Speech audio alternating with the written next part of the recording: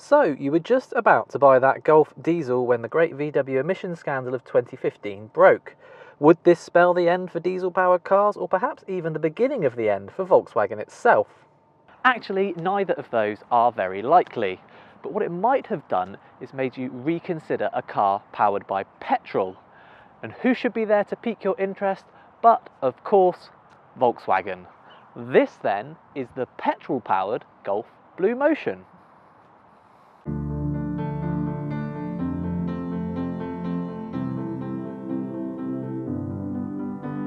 Obviously, it's what's under the bonnet that is of most interest here, but it is worth reminding ourselves what it is about this current generation of Golf that makes it our benchmark for family cars, starting with the boot.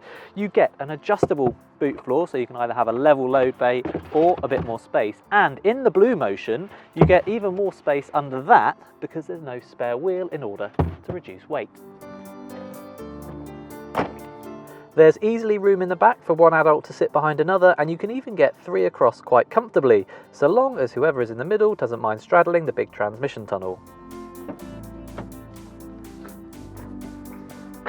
This dash is as clean and as classy as you'll find in any car of this type. The instrumentation is clear, including these three nice easy rotary dials for the heating, plus all-round visibility is good. And because the Golf Bluemotion is based on match specification, you get sat-nav, power folding mirrors and front and rear parking sensors included in the price.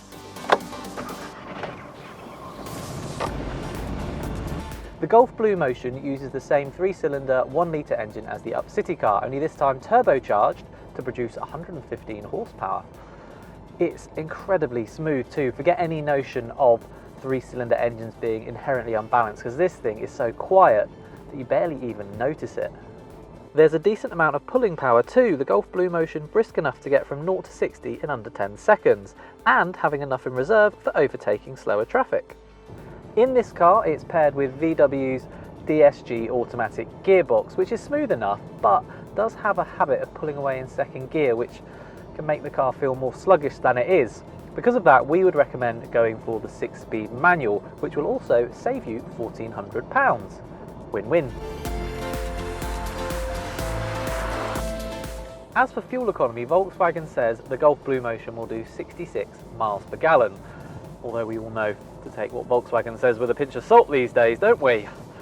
Actually, as with all cars, real-world economy is slightly lower.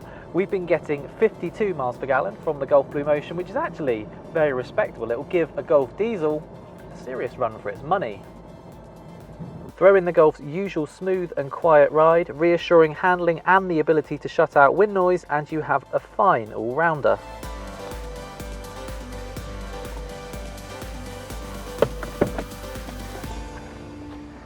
If the Golf has a weak point, it's that it's not as exciting to drive as some of its rivals. The Ford Focus and in particular the Mazda 3 have the edge on it here.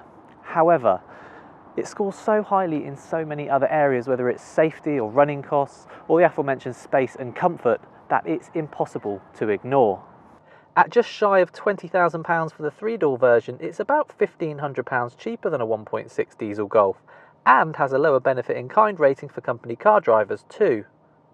More than that, it just doesn't feel like some highly strung and poorly equipped economy special, but more like a mature, grown-up model in its own right. I'd stop short of calling it the best Golf of all, because clearly that's the R. But for something so worthy, this Bluemotion ain't half impressive. If you click up here, you can subscribe to our YouTube channel where we will keep you up to date with our latest reviews, and if you click down here, you can go to the Telegraph Cars website to read detailed reviews of the latest cars on sale.